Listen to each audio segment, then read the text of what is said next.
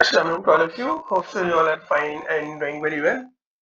तो आज हमारा जो टॉपिक है न्यूरोमेडिसिन से रिलेटेड वो है न्यूरोपैथीज और उसमें से भी जो है कुछ कुछ जो इम्पोर्टेंट है उनके बारे में हम डिस्कस करेंगे और कुछ जो है जो भी हम आज जो है वो डिस्कस करेंगे और उसके बाद जो है हमारी मायोपैथीज हो जाएंगी और उसके बाद जो है लास्ट पर जो है कुछ अ, कौन सी रह जाती है हमारी उसके बाद लंबार्डी टन सिंड्रोम रह जाएगा और माइस्थीनिया ग्रेविस रह जाएगा। तो ये जो है हम पे करके जो है खत्म कर देंगे। मेरी कोशिश यही होगी कि एंड पर जो है आपको अप्रोचेस भी करूँ मैं। अप्रोचेस के जो है वो अलहदा क्यूआर कोड आपको देखने को मिल जाएंगे अगर तो मेरे पास टाइम हुआ देन। ठीक है, बहरहाल आपके लिए ये जो वीडियोस बन रही हैं ये इनफ है, लेकिन अप्रोचेस अगर मिल जाएंगी आपको तो आपके लिए और आसानी हो जाएगी कि हाउ टू डायग्नोज और how to differentiate the one disease that has similar mimicking effect of other disease to each other.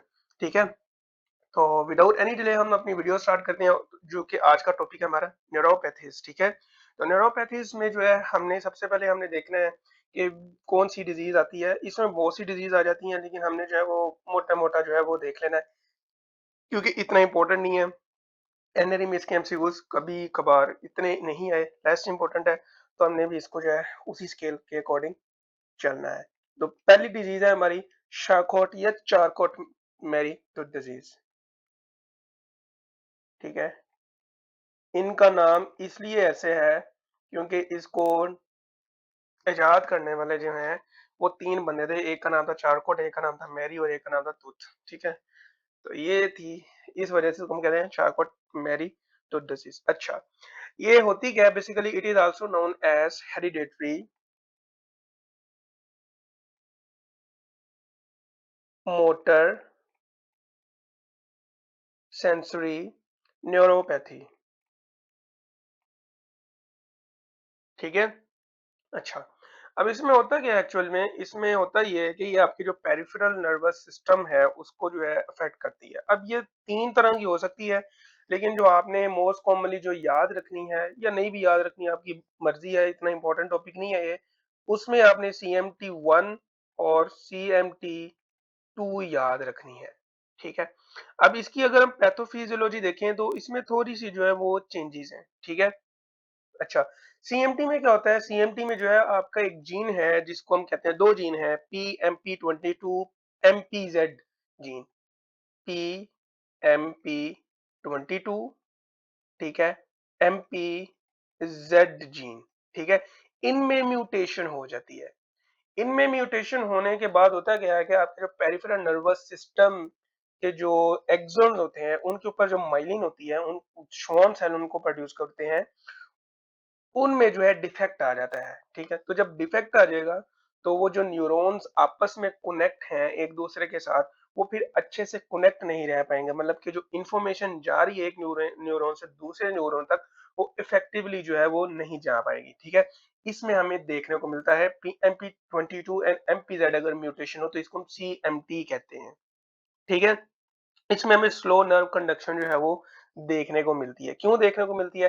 Because of एक आपका एक्सोन है, फॉर एग्जांपल ये ठीक भी है, ठीक है, एक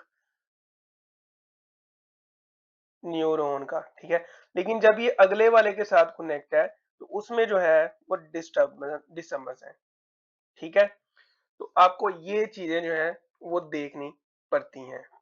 ठीक है,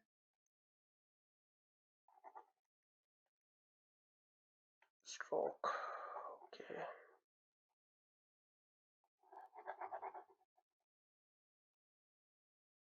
अच्छा, बहरहाल ये थी CMT1 एंड CMT2 में क्या होता है? CMT2 में होता ये है कि माइटोकॉन्ड्रिया में एक प्रोटीन होता है। ठीक है, उसका जीन, वो जो प्रोटीन है ये MFN नाम है उसका, आई थिंक सो।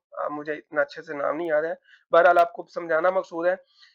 वो माइटोकॉन्ड्रिया में एक प्रोटीन जो है वो एनकोड करता है या वो बनाता है जिसमें उसका डिफेक्ट आ जाता है। जब उसमें डिफेक्ट आ जाए तो माइटोकॉन्ड्रिया जो है वाफर मिकदार में आपके ब्रेन में मौजूद है, आपके नर्व्स में मौजूद है, ठीक है, आपके मसल्स में मौजूद है। तो जब उसमें डिफेक्ट आ जाएगा तो माइटोकॉन्ड्रिया जो इफेक्टिवली काम नहीं कर पाएगा। जब वो इफेक्टिवली काम नहीं कर पाएगा तो होगा क्या? होगा ये कि आपके जो नर्व्स पर माइटोकॉन्ड्रिया या जो न्यूरॉन जिनमें माइटोकॉन्ड्रिया है वो इफेक्टिवली जो है वो काम नहीं कर पाएंगे, ठीक है। तो इसलिए हम जो है इसको hereditary motor neuro sensory neuropathy कहते हैं। अच्छा, अब इसके जो है सिम्टम्स क्या है, ये हम स्टार्ट होती है फ्रॉम योर लोअर लिम्स।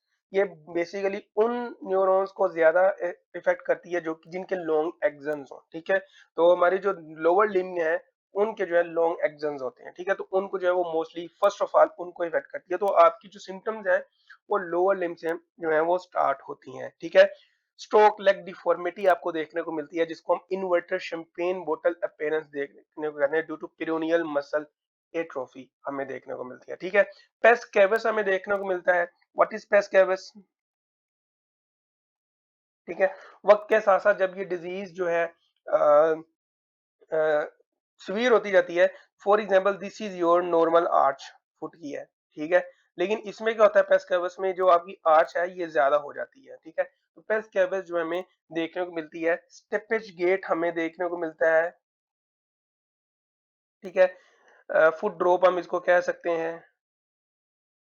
उसके बाद अपर लिम्ब की हमें जो वेस्टिंग देखने को मिलती है, मोस्ट कॉमनली जो आपकी जो इंट्राजिक हैंड मसल है उनकी वेस्टिंग देखने को मिलती है, wasting of intrinsic muscle of hand, ठीक है। उसके बाद जारी बात है ये मोटर डिस्टर्बेंसेस होगी, सेंसरी में हमें जो slow and stocking, loss of vibration वगैरह ये चीजें देखने को मिल सकती हैं। और जब हम फिजिकल एग्जाम करते हैं पेशेंट का तो हमें एरेफ्लेक्सिया और हाइपोरेफ्लेक्सिया जो है वो देखने को मिलता है। इन्वेस्टिगेशन एंड डायग्नोसिस में हम क्या करेंगे, हम इलेक्ट्रोमायोग्राफी देखेंगे that differentiate between axonal and demyelinating type, ठीक है। दो टाइप्स हैं, डीमाइलिनेशन और एक्सोनल में हमें डिफरेंस पता लग जाएगा इलेक्ट्रोमायोग्राफी इन्वेस्टिगेशन चॉइस में यही है, ठीक है। उसके बाद जेनेटिक टेस्टिंग आप कर सकते हैं, ठीक है, टू चेक CMT1 म्यूटेशन और CMT2 म्यूटेशन। नर्व बायोप्सी करोगे तो आपको ओनियन बल्ब फॉर्मेशन देखने को मिलेगी। अब ये ओनियन बल्ब फॉर्मेशन है, ये क्यों आपको देखने को मिलती है, फॉर एग्जांपल आपका जो ये न्यूरॉन जो न्यूरॉन है उसका एक्सोन है, ये श्वान सेल बना रहा है। पेरिफेरल नर्वस सिस्टम की बात हो रही है तो श्वान सेल जो है वो पेरिफेरल नर्वस सिस्टम की माइलिनेशन करवाते हैं, ठीक है। अच्छा, अब फॉर एग्जांपल यहाँ पर ये डैमेज हुआ है तो आपका जो श्वान सेल है वो क्या करेगा, इसको रिपेयर करने की कोशिश करेगा। होगा क्या कि ये डीपली जो है आप ये ऊपर ऊपर से रिपेयर कर देगा, बिल्कुल न्यू तरह का लगेगा। और अंदर जो है वो आपको जो है जो पुराना जो डैमेज जो एक्सोन की लेयर होगी वो देखने को मिलेगी। तो ये अपीयरेंस देगा आपको ओनियन बल्ब फॉर्मेशन की, ठीक है। तो ये इस वजह से आपको जो है ऑनियन बल्ब फॉर्मेशन जो है वो देखने को मिलती है in case of if we are going for biopsy, muscle biopsy, oh sorry muscle कह रहा हूँ, नर्व बायोप्सी, ठीक है। अच्छा, इसका ट्रीटमेंट क्या है, ट्रीटमेंट इसका भाई साहब फिजियोथेरेपी है। न्यूरोपैथिक पेन अगर हो रही है तो you have to go for neuropathic pain management. उस पे आप गाबापेंटिन दे सकते हो, एमिट्रिप्टाइलिन दे सकते हो। तो ये है चार्कोट या शार्कोट मैरी टूथ डिजीज, ठीक है। अच्छा, उसके बाद आ जाओ तो फ्रेडरिक्स एटिक्सिया क्या होता है,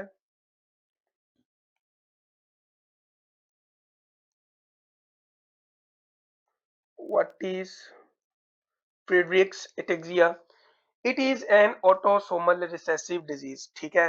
और ये ऑटोसोमल रिसेसिव डिजीज है, ये क्रोमोसोम नंबर 9 पर जो है एक जीन है जो कि एनकोड करता है खास किस्म की प्रोटीन, दैट नेम इज फ्रेटिक्सिन, ठीक है। तो this is an autosomal recessive disease, ठीक है। आपके क्रोमोसोम नंबर 9 पर जीन होता है जो कि प्रोटीन बनाता है फ्रेटेक्सिन, ठीक है।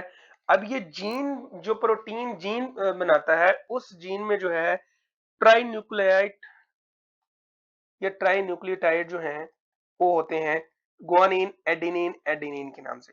नॉर्मली जो है ये आपके जीन पर जो है ये अप टू 100 जो है प्रेजेंट होते हैं, ठीक है। लेकिन फेरेटेक्सिन जब इन जीन में म्यूटेशन हो जाए तो इसकी एक्सेसिवली जो है रिपीटेशन हो जाती है अप टू 10,000 टाइम्स, ठीक है।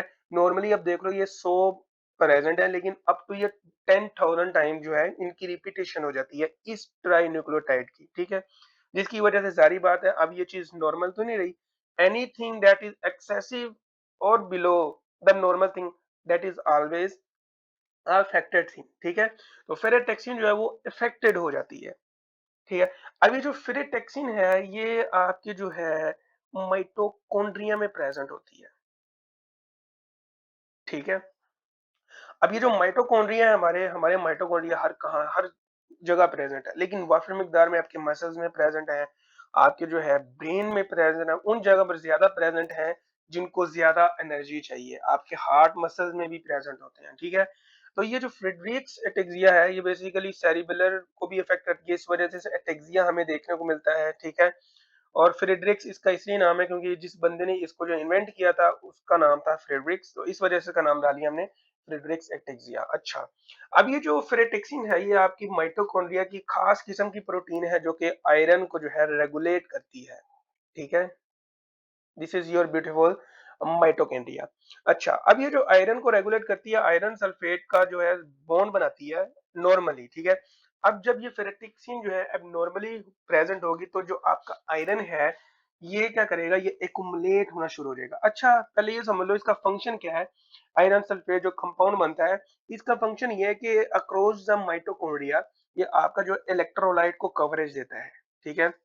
आपको पता है कि आपके माइटोकॉन्ड्रिया से बहुत से इलेक्ट्रोलाइट जो है वो आते हैं जाते हैं for generation of your ATP, ठीक है। ये आपके क्रेब्स साइकिल के साथ डायरेक्ट लिंक होता है, ठीक है। अच्छा, अब होता ये है कि जब फेरेटिक्सिन जो है वो एबनॉर्मली प्रोड्यूस हो जाती है तो आयरन जो है फ्री आयरन जो है वो बॉन्ड नहीं बना पाता सल्फर के साथ और वो एक्युमुलेट होना शुरू हो जाता है, ठीक है। और आपका जो फ्री आयरन है that is always a dangerous form, ठीक है। तो ये क्या करता है, ये ऑक्सीजन के साथ मिलकर जो है आर ओ एस बना देता है। What is R O S? Reactive oxygen species, ठीक है। और जब ये रिएक्टिव ऑक्सीजन स्पीशी बनाता है तो ये माइटोकॉन्ड्रिया को डैमेज कर देता है, माइटोकॉन्ड्रिया की डेथ हो जाती है। यू कैन से कि माइटोकॉन्ड्रिया में उसका अपना डीएनए भी होता है। आपके सेल में सिर्फ यही एक वाहिद ऑर्गेनेली है, ठीक है, जो खुद ब खुद अपने आप को रिपेयर कर सकती है because of mitochondria has its own DNA, ठीक है। न्यूक्लियस में भी डीएनए होता है, माइटोकॉन्ड्रिया में भी डीएनए होता है, ठीक है। तो अगर डैमेज वगैरह हो तो ये अपने आप को रिपेयर कर लेता है, लेकिन रोज इतनी ज्यादा इफेक्टिव होती है कि ये माइटोकॉन्ड्रिया की डेथ काज कर सकती है। तो क्या होगा, there is no more ATP. तो जिन ऑर्गन्स को आपके एटीपी रिक्वायर्ड होती है वो सर्वाइव नहीं कर पाएंगे, आपका ब्रेन सर्वाइव नहीं कर पाएगा, ठीक है। आपका हार्ट जो है इन पेशेंट में जो है मोस्ट कॉमनली जो डेथ होती है वो कार्डियोमायोपैथी से होती है, ठीक है। क्यों होती है? बिकॉज ऑफ जब आपके हाइपरट्रोफिक कार्डियोमायोपैथी होती है, आपका जो हार्ट मसल है वो एटीपी नहीं बनेगी इसमें। तो जब एटीपी नहीं बनेगी तो वो एक्सेसिवली जो है वो एक जोर से जो है कोशिश करेगा पंप करने की, तो वो हाइपरट्रोफी हो जाएगी, ठीक है उसकी। तो हाइपरट्रोफिक कार्डियोमायोपैथी जो है हमें इन पेशेंट में जो है देखने को मिलती है। It is the most common cause of death in these patients, ठीक है। अच्छा, अब इसकी क्लिनिकल फीचर्स क्या है, हमने पैथोफिजियोलॉजी हमने देख ली कि क्यों होता है, तो अब आ जाओ हमारे क्लिनिकल फीचर्स के ऊपर, ठीक है। तो क्लिनिकल फीचर्स में हमें गेट एक्टिक्सिया देखने को मिलता है, that is a classic cerebral symptom, ठीक है। आपको क्या देखने को मिलता है? गेट एटेक्सिया, अनकोऑर्डिनेटेड गेट होती है ये, ठीक है। आप एक नॉर्मली एक बंदा चल रहा है, आप उसकी चाल को देख सकते हो, और ये जो बंदा होगा इसकी जो अनकोऑर्डिनेटेड जो है मूवमेंट आपको देखने को मिलेगी। हैंड क्लमीनेस देखने को मिलेगी, डिसआर्थरिया देखने को मिलेगा। अच्छा, ये फ्रेडरिक एटेक्सिया जो है, जारी बात है, ये माइटोकॉन्ड्रिया जो है माइटोकॉन्ड्रियल डिजीज है, तो ये किसी भी जगह पर जो इफेक्ट कर सकती है, किसी भी नर्व को डैमेज कर सकती है। मे बी क्रेनियल नर्व को डैमेज करे तो डिसआर्थरी आपको देखने को मिल सकता है। Absent weak deep tendon reflex आपको देखने को मिलते हैं, डिस आर्थरिया देखने को मिलता है, एब्सेंट डीप टेंडन रिफ्लेक्सेस देखने को मिलते हैं, ठीक है। लॉस ऑफ जॉइंट पोजीशन जिसको हम लॉस ऑफ प्रोप्रियोसेप्शन कहते हैं, या ऐसी सेंस को कहते हैं जो कि स्पेस में आपको सराउंडिंग से जो है वो डिफरेंशिएट करती है, that is loss of proprioception आपको देखने को मिलती है। लॉस ऑफ प्रोप्रियोसेप्शन, ठीक है। वाइब्रेटरी सेंसेशन आपको देखने को मिलती है। Hypertrophic cardiomyopathy, hypertrophy cardio myopathy आपको देखने को मिलती है, ठीक है। इन पेशेंट में जो है आपको may be about 10 to 30% patient में जो है आपको डायबिटीज mellitus भी देखने को मिले, ठीक है। Type 1 I think so, type 1 type 2 जो टाइप 1 देखने को मिलेगी आपको, ठीक है, because of it is autosomal autoimmune disease, ठीक है। तो आपको डायबिटीज mellitus देखने को मिलती है, ठीक है, बिकॉज ऑफ वहां पर भी माइटोकॉन्ड्रिया एटीपी चाहिए, ठीक है। कार्डियोमायोपैथी आपको देखने को मिलती है, हाइपरट्रोफिक टाइप, और patient will be on wheelchair in 5 years, with in 5 year जो है पेशेंट जो है व्हील चेयर पर होंगे। इसलिए जो फ्रेडरिक्स एटेक्सिया है ये usually present in first decade of your life, ठीक है, first decade of your life, और जो पेशेंट है usually on a wheel chair in around about 5 years, with in 5 years, ठीक है। और ये पेशेंट का लाइफ टाइम जो है वो कम होता है बिकॉज ऑफ आपका जो हार्ट मसल है वो हाइपरट्रोफाइड हो जाता है। तो जब हाइपरट्रोफी हो जाएगी तो एटलीस्ट उसका जो है हार्ट फेलियर जो हो जाएगा, और फिर बंदा जो है बचेगा, ठीक है। तो ये थी हमारी Friedreich's ataxia. Unfortunately there is no treatment for this, आप स्पोर्टिव ट्रीटमेंट के साथ जा सकते हो, ठीक है, लेकिन इसका जो है वो कोई भी जो है ट्रीटमेंट नहीं है। बहरहाल जो इसके साथ एसोसिएटेड कॉम्प्लिकेशंस हैं लाइक डायबिटीज है उसको आप ट्रीट कर सकते हो, ठीक है, एटेक्सिया को जो है वो ट्रीट कर सकते हो, ठीक है। और क्या दे सकते हो, और तो कुछ नहीं दे सकते हो, सिर्फ इसका सिम्प्टोमेटिक रिलीफ है, या पिलिएटिव केयर जिसको आप कह सकते हो। पिलिएटिव केयर मीन्स कि इसका कोई हल नहीं है, सिर्फ you have to go for palliative careness, ठीक है। अच्छा, तो उसके बाद आ जाओ तो व्हाट इज गुलियन बारे सिंड्रोम, या कुछ लोग इसको कहते हैं गुलेन बारे सिंड्रोम, या कुछ लोग जो है, हम अंग्रेज सुनिए, अंग्रेज इसको कहते हैं गेन बारे सिंड्रोम, ठीक है। एल एल को खा जाते हैं, दोनों एल को खा जाते हैं, ठीक है। तो इसका नाम है गुलियन बारे सिंड्रोम। अच्छा, इससे रिलेटेड आपने जो बातें याद रखनी है वो बड़ी मजे की बातें हैं, और उन्हीं से रिलेटेड जो है आपको हमेशा हमसे कुछ पूछा जाता है। Also known as acute inflammatory demyelinating polyradiculoneuropathy, ठीक है, इसको हम कहते हैं acute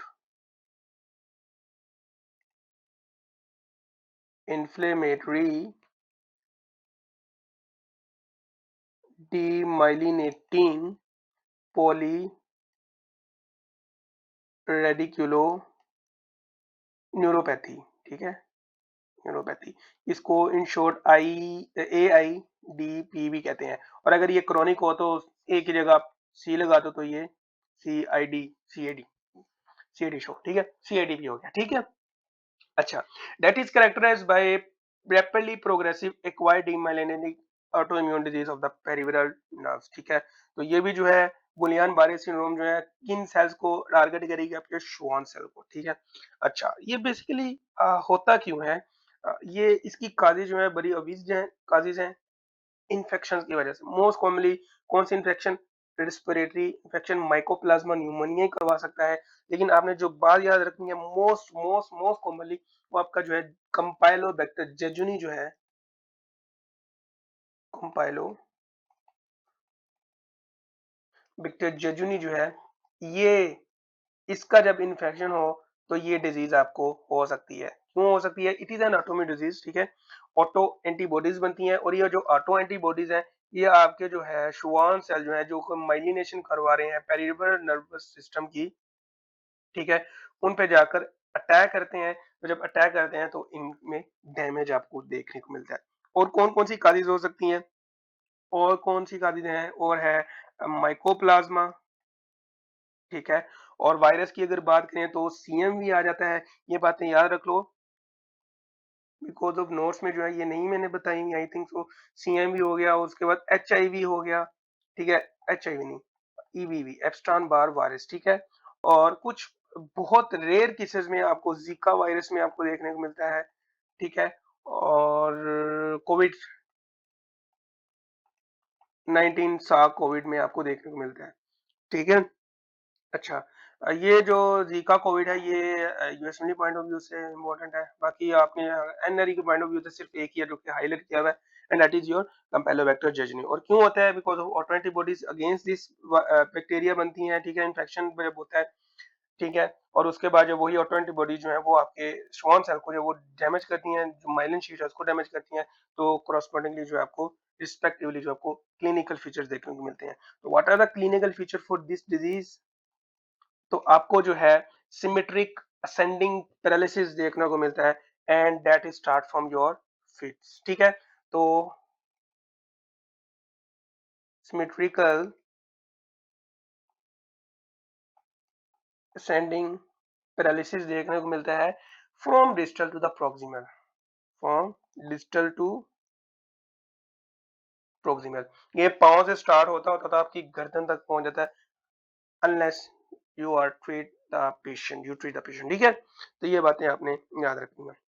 loss of deep tendon reflex में भी आपको देखने को मिलते हैं, loss of deep tendon reflexes देखने को मिलते हैं। ठीक है, फेशियल एंड बल्बर वीकनेस इसमें देखने को मिल सकती है आपको, फेशियल एंड बल्बर वीकनेस देखने को मिलती है। ठीक है, बल्बर वीकनेस आप ऑलरेडी बता चुका हूँ, ऑलरेडी एक्सप्लेन कर चुका हूँ what is UMN policy, what is element policy. ठीक है, तो उससे रिलेटेड जो है आपको बल्बर जो है वीकनेस देखने को मिलती है। क्रेनिया नंबर 9 टू 12 जो है वो इन्वॉल्व होती हैं इसमें। ठीक है, रेस्पिरेटरी फेलियर आपको इसमें इन पेशेंट में जो है वो देखने को मिलता है, एंड मोस्ट कॉमन काज जो डेथ है इन पेशेंट में वो यही है कि रेस्पिरेटरी फेलियर हो जाता है।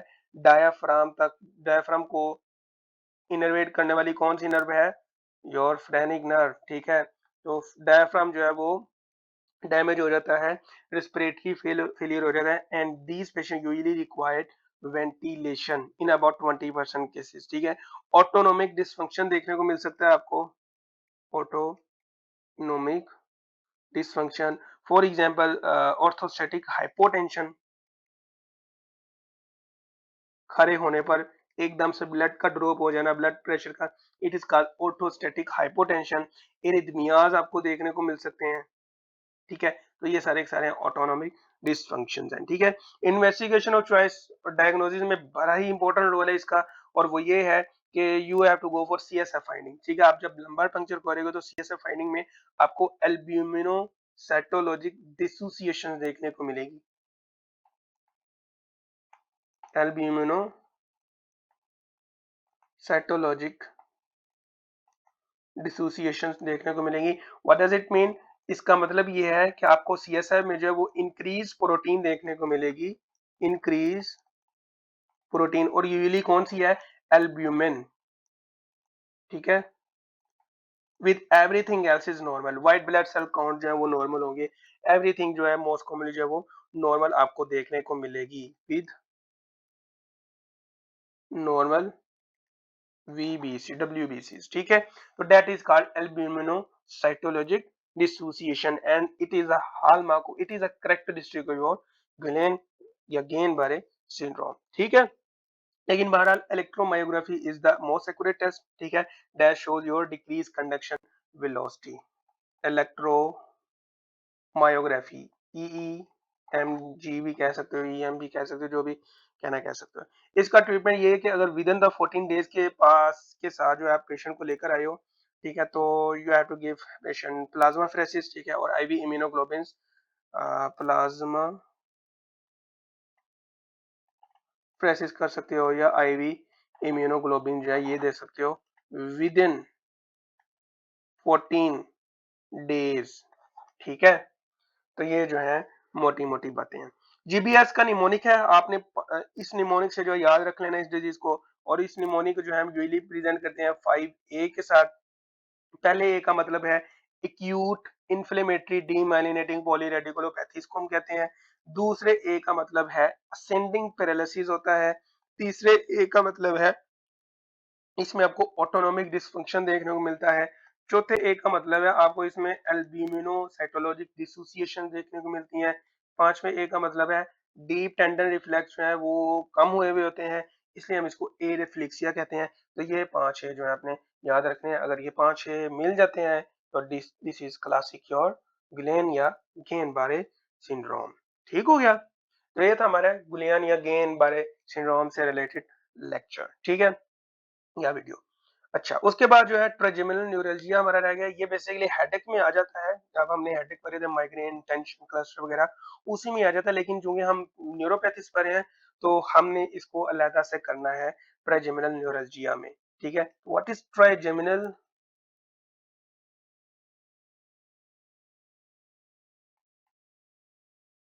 न्यूरल्जिया। तो ट्राइजेमिनल न्यूरोलजिया में होता ही है कि it is characterized by lancinating pain in second third division of the trigeminal nerve. Trigeminal nerve की तीन डिवीजन होती हैं, V1, V2, V3, और ये यूजुअली जो है V2, V3 जो डिवीजन है उनमें जो है पेशेंट को जो पेन करवाती है। फॉर एग्जाम्पल आपका जबड़ा जो हो गया, जा हो गया, या आपकी चीक्स होंगे, ये वाला एरिया जो है, for example this is your mouth, ठीक है, ये वाला जो एरिया है, ये वाला एरिया, ये इस जगह पर जो है वो पेन करवाती हैं बहुत ज्यादा, और ये यूजली प्रेजेंट करती है पेशेंट को ओवर द एज ऑफ 50, ठीक है। काज इसकी अननोन है, इडियोपैथिक काज है, लेकिन कुछ थ्योरीज कहती हैं कि there is a compression of the trigeminal nerve usually by vascular loop of the superior cerebral artery, ठीक है। फॉर एग्जांपल ये आपकी ट्राइजेमिनल नर्व आ रही है और इसके इर्द गिर्द एक लूप है आर्टरी का, ठीक है। तो उस लूप, वो जो आर्टरी है वो सुपीरियर सेरेब्रल आर्टरी है, तो ये जो लूप है ये कंप्रेस कर देती है कभी कभार आपकी ट्राइजेमिनल नर्व को। तो जब ये ट्राइजेमिनल नर्व डैमेज होती है या कंप्रेस होती है तो आपको जो है ट्राइजेमिनल न्यूरल्जिया जो है वो देखने को मिलता है। इसके क्लिनिकल फीचर्स ये severe repetitive sharp knife like pain आपको देखने को मिलती है, that is triggered by, let me write here clinical features, ठीक है, severe repetitive sharp knife like pain triggered by touch, ठीक है, च्युइंग, ठीक है, कोल्डनेस, ठीक है, स्पीकिंग। तो ये कीवर्ड कहीं भी आ जाए तो आपने समझ जाना कि it might be a case of trigeminal neuralgia, ठीक हो गया। इसका ट्रीटमेंट क्या है? इसका ट्रीटमेंट है गाबा बेन कार्बामाजेपिन, और जो है it is a drug of choice.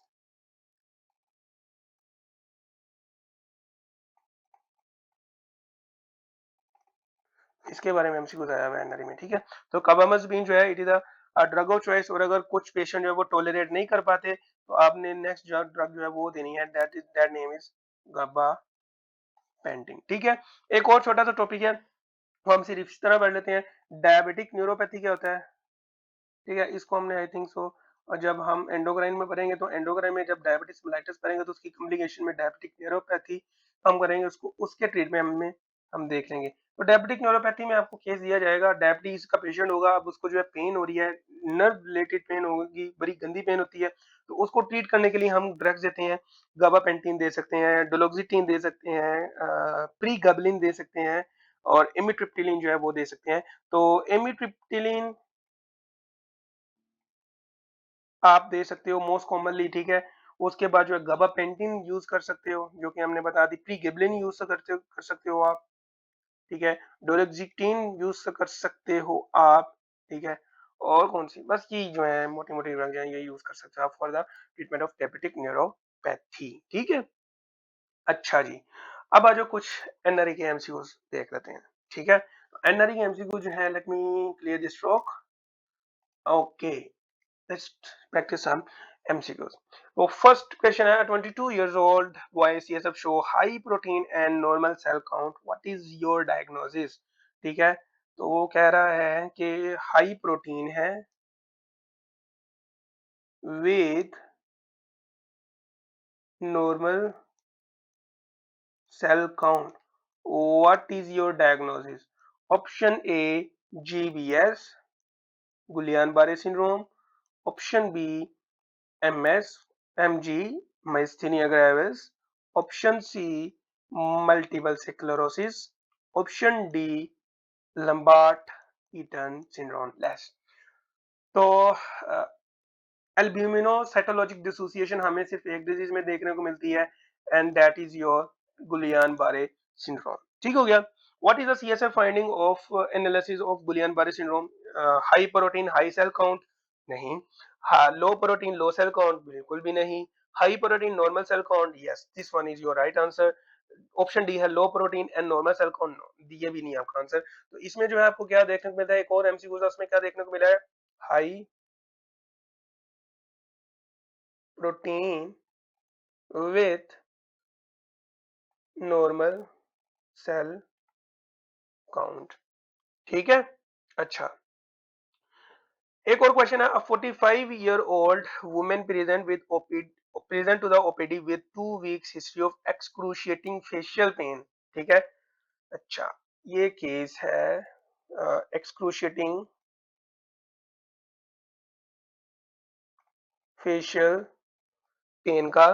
ठीक है, starting from left jaw and radiate to the forehead. ठीक हो गया, pain is exaggerated by chewing. ठीक है, वो कह रहा है कि पेन इज एग्रेवेटेड बाय, दर्द बढ़ जाती है जब वो खाना खाती है या कुछ भी चबाती है। Her corneal reflexes are normal, what is most likely diagnosis.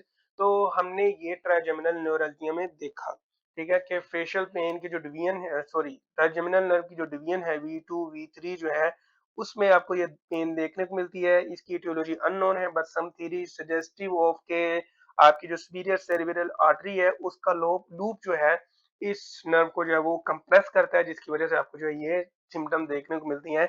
And these pain या these symptoms are aggravated by chewing, coldness, touchness. ठीक है, स्पीकिंग के दौरान जो आपको ये देखने को मिलता है। तो ये एक और केस हो गया। ठीक है, उसके बाद आ जाओ, 28 years old man present with bilateral facial weakness after a viral infection। ठीक है, अब देखो, 22 years old man, ठीक है, present with facial weakness after a viral infection, after a viral infection, he has areflexia and ascending muscle weakness, areflexia, ascending muscle weakness. ठीक है, what is your diagnosis. तो भाई 5A में हमने यहाँ पे हमें 2A मिल गए, असेंडिंग मसल, और इसका जो काजेटिव एजेंट हमने बारा कि या तो कैम्पैलोबैक्टर जेजिनी हो सकता है या माइकोप्लाज्मा हो सकता है, और वायरल में जो मोस्ट कॉमन काज होता है वो CM हो सकता है, EBV हो सकता है, या बहुत रेयरली जो है वो जीका कोविड-19 वायरस हो सकता है। तो फेशियल वीकनेस भी आपको इसमें देखने को मिल रही है, जो कि मैंने ऊपर बताया था कि फेशियल वीकनेस भी बाइलेटरल होती है बेसिकली। अगर हम बेल्स पाल्सी को देखें तो उसमें जो है यूनिलेटरल होती है, और यूनिलेटरल भी जो है वो डिपेंड करती है कि पाल्सी कौन सी है, UMN है या LMN है। ठीक है, उसको हम इंशाल्लाह मिसलेनियस टॉपिक्स में जो है वो कवर कर लेंगे, बेल्स पाल्सी को भी। बहरहाल हमारा यहाँ पर वो टॉपिक नहीं है। तो फेशियल वीकनेस देखने को मिल रही है, viral infection, after viral infection इसकी जो मोस्ट इंपॉर्टेंट सिम्टम है वो एरेफ्लेक्सिया देखने को मिल रहा है, एंड असेंडिंग मसल पैरालिसिस जो है वो देखने को मिल रहा है। तो what is your diagnosis, option A Bell's palsy, जो कि मैंने डिफरेंशिएट कर दिया कि फेशियल वीकनेस जो है वो यूनिलेटरल आपको देखने को मिलती है इन बेल्स पाल्सी। तो option A is ruled out. ठीक है, मेस्टीनिया ग्रेविस नहीं है, मल्टीपल स्क्लेरोसिस नहीं है। मल्टीपल स्क्लेरोसिस जो है वो कभी भी जो है पेरिफेरल न्यूरोपैथी नहीं करवाती, ये आपके जो है सेंट्रल नर्वस सिस्टम के जो न्यूरॉन्स हैं उनकी डीमाइलिनेटिंग डिजीज है, मतलब कि ओलिगोडेंड्राइट्स को जो है ये डैमेज करती है। ठीक है, उसके बाद myasthenia gravis, it is NMJ disease. ठीक है, ये आपके मसल को जो है वीक करती है, और आ जाके ऑप्शन जो बचता है हमारे पास गुलेन बारे सिंड्रोम पर बचता है। तो that is the right answer. ठीक है, अच्छा, एक और केस है और वो है, अभी 3-4 बने हुए हैं। A 38 years old woman present with episode of sharp electric shock like pain on the right side of her face triggered by touch। ये वही केस हो गया जेमिनल न्यूरल्जिया का। What is most appropriate first line treatment, carbamazepine, amitriptyline, gabapentin, ibuprofen. Ibuprofen को हम नहीं दे सकते। जितनी भी न्यूरोपैथिक डिजीज हैं उनमें कभी भी जो है हमने एनसेड्स नहीं देने, एनसेड्स कभी भी काम नहीं करेंगे। एनसेड्स का काम क्या है, प्रोस्टाग्लैंडिन्स को जो है कम करना। ठीक है, तो प्रोस्टाग्लैंडिन का जो है वो नर्व के साथ जो है कोई भी ताल्लुक नहीं है, तो आप इन पेशेंट की जो पेन है एनसेड स्टीरॉइड्स के साथ जो है वो नहीं ठीक कर सकते। ठीक है, तो एब्रूफिन जो है वो रूल्ड आउट हो गया न्यूरोपैथिक पेन में। एमिट्रिप्टिलिन जो है basically it is not a first line. ठीक है, ये हम बेसिकली डायबिटिक न्यूरोपैथी में फर्स्ट लाइन कंसीडर करते हैं। गाबापेंटिन हम देते हैं, लेकिन always for those patient who are not tolerated to the carbamazepine. तो कार्बामाजेपिन जो है वो इसका राइट आंसर बनेगा। ठीक हो गया। अ 68 years old man with diabetes. ठीक है, अब आ गया है 68 years old man known of diabetes with burning pain। ठीक है, present with burning pain in his both feet that worsens at night। ठीक है, what is best initial treatment. तो ऑप्शन है एमिट्रिप्टिलिन, लेविट्रिसेटामिब, क्लोनाज़ेपाम, इबुप्रोफेन। तो एमिट्रिप्टिलिन दे सकते हो आप, ठीक है, इन पेशेंट में एमिट्रिप्टाइलिन दे सकते हो, गाबापेंटिन दे सकते हो, ठीक है, प्रीगैबलिन दे सकते हो, ठीक है, उसके बाद डोलोक्सिटिन दे सकते हो, ठीक है। ये कुछ ड्रग्स हैं आप, लेकिन प्रायोरिटी पे आपने एमिट्रिप्टाइलिन को जो है वो रखना है, ठीक है। 46-year-old man present with bilateral foot drop and steppage gait, nerve conduction study shows demyelination, what is your diagnosis, ठीक है। तो यहाँ पर ये केस लिख लेते हैं, बायलेटरल फुट ड्रॉप आपको देखने को मिल रहा है, ठीक है, स्टेपेज गेट है, ठीक है, नर्व कंडक्शन आपने की है, that shows demyelination, what is your diagnosis, ALS, GBS, diabetic neuropathy, Charcot Marie disease. तो डायबिटिक न्यूरोपैथी को हम रूल आउट कर देते हैं, वो नहीं है, ठीक है, इसमें पेंशन का कोई ताल्लुक नहीं है। एएलएस, अमायोट्रोफिक लेटरल स्क्लेरोसिस में जो है आपकी एएमएन और लू गेहरिक डिजीज को हम कहते हैं, आपको इसमें एएमएन, यूएमएन और एलएमएन की जो है वो कॉम्बिनेशन देखने को मिलता है।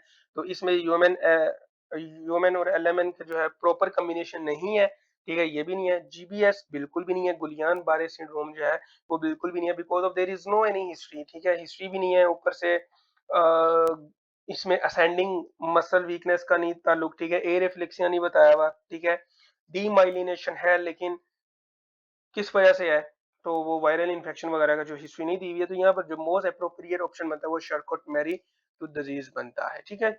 A 48 years old woman present with sharp stabbing pain on the side of her face for the last for a few seconds and triggered by chewing and talking, which nerve is most likely affected, vagus nerve, facial nerve, glossopharyngeal nerve, trigeminal nerve। तो facial nerve नहीं लगा देना भाई साहब, ठीक है, facial nerve जो है वो साथ में होती है, trigeminal nerve को आपने लगाना है। तो ट्राइजेमिनल नर्व जो है वो आपकी सेंसेशन लेके जा रही होती है फेस से, ठीक है, उसकी आगे डिवीजन है V1, V2, V3, वी हम जो है 5 को प्रेजेंट करते हैं, ठीक है, आपने ये देखा ही होगा, ठीक है। तो 5 1 जो है ये इसकी जो है डिवीजन होती है, ठीक हो गया। तो ये थी हमारी आज की वीडियो फ्रॉम न्यूरोपैथीज, ठीक है। इसमें हमने जो डायबिटिक भी पढ़ लिया, थोड़ा सा उसका ट्रीटमेंट ही करना होता है, ठीक है, वो हमें वैसे ही पता लग जाता है अगर पेशेंट की हिस्ट्री हो डायबिटीज की। तो ये था हमारा आज का मोटा मोटा लेक्चर, और एनआरई पास की भी जो है वो प्रैक्टिस करवा दी है, और कुछ वो एमसीक्यू से जो कि एनआरई में नहीं आए हुए थे, लेकिन कुछ बुक से जो है वो मैंने ढूंढ कर जो है वो यहाँ पर मेंशन किए हैं, ताकि आपको पता लग जाए कि एनआरई में जो है वो किस तरह से क्वेश्चन पूछे जा सकते हैं। तो मुझे दीजिए इजाजत, अपनी दुआ में हमेशा याद रखें, मिलते हैं नेक्स्ट वीडियो में जो कि होम्योपैथीज पर है, और उसमें जो हमने सिर्फ दुशीन एंड पिक्चर्स मस्कुलर डिस्ट्रोफीज देखनी है, वो भी I think so that video lecture will be for only 10 to 15 minutes, और हार्डली जो है 20 मिनट्स तक जाएगा, अगर मेरा ज्ञान ना आपको मिल जाए लास्ट पर, तो हार्डली जो है फिर 15 मिनट्स का होगा, ठीक है। और उसके बाद हमारा लास्ट रह जाएगा, जिसमें हमने पढ़ना है what is myasthenia gravis and what is Lambert Eaton syndrome. और अगर मेरी कोशिश होगी कि आपको जो है जो मिसलेनियस टॉपिक्स हैं जो कि हमने छोड़ दिए या रह गए हैं, टॉपिक जितने भी आपके एनआरई के सिलेबस में मेडिसिन से रिलेटेड, वो मैंने सारे कवर अप करवा दिए हैं, लेकिन मेरी कोशिश है कुछ ना कुछ वो जो मिसलेनियस टॉपिक्स हैं वो भी करवा दूं। और एक कोशिश ये भी है कि आपको जो है वो जो मोस्ट इंपॉर्टेंट टॉपिक के जो अप्रोचेज हैं, लाइक स्ट्रोक और इस्कीमिक स्ट्रोक के पेशेंट को हमने कैसे अप्रोच करना है, ठीक है, इस तरह के जो टॉपिक हैं जो मोस्ट इंपॉर्टेंट है, जिनमें से एमसीक्यूज आते होते हैं लाजमी, तो वो मैं आपको अप्रोचेज जो है वो बताऊं कि कैसे अप्रोच करना है आपने। तो मुझे दीजिए तब तब तब के लिए इजाजत, अपनी दुआओं में हमेशा याद रखें। अल्लाह हाफिज।